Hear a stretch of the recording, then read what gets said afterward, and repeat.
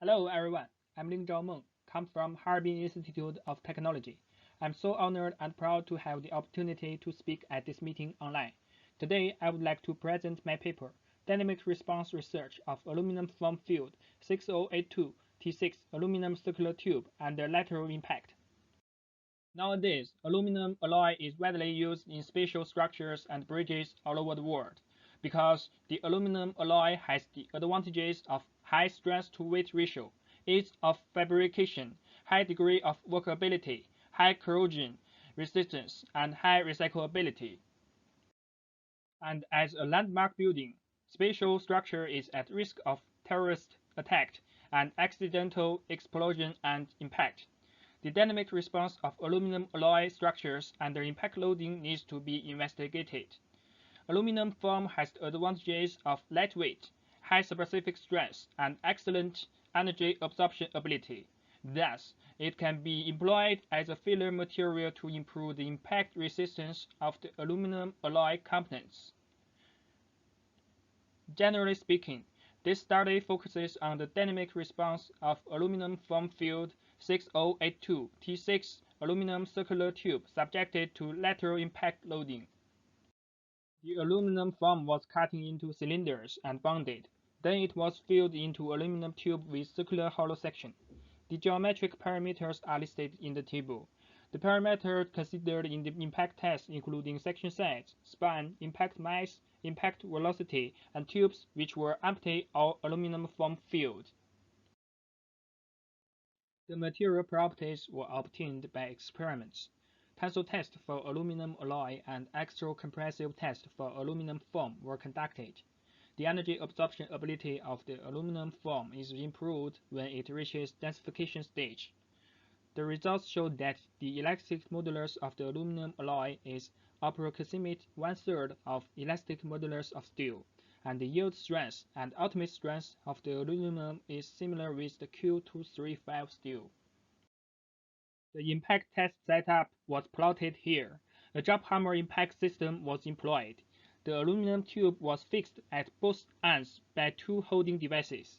A wedge hammer was used, and the impact direction is perpendicular to the axis of the aluminum tube.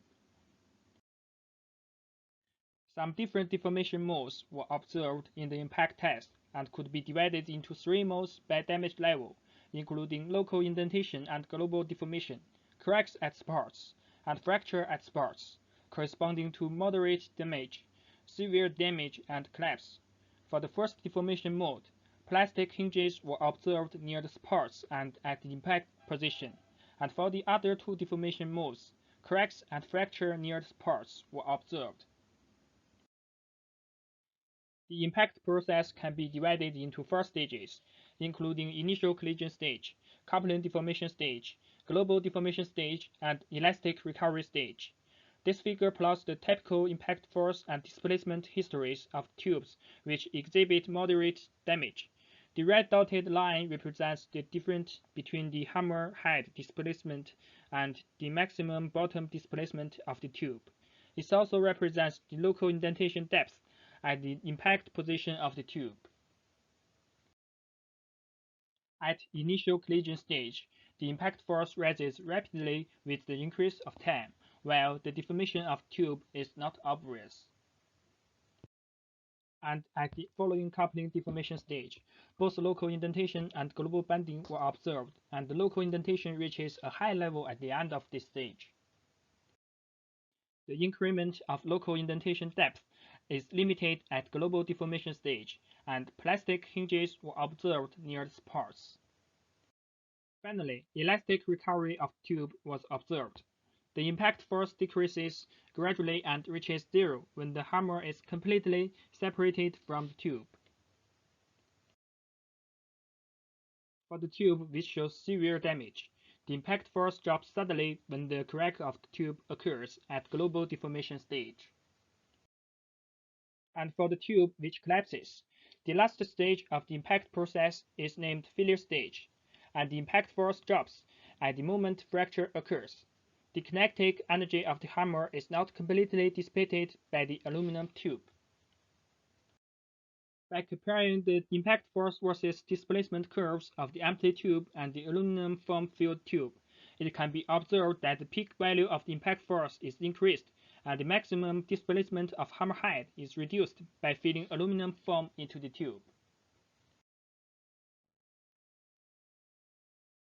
Moreover, global permanent deformation, local indentation depth, and the length of local deformation region is reduced when filling aluminum foam.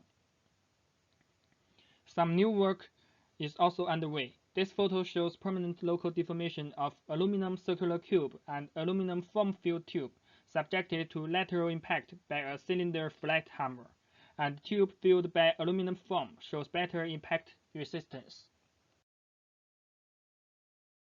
The main conclusion can be summarized as follows. Three cast deformation modes were identified. The impact process was divided into 4 stages, and the aluminum foam-filled tube exhibits better impact resistance than the circular empty tube. Thanks for your attention.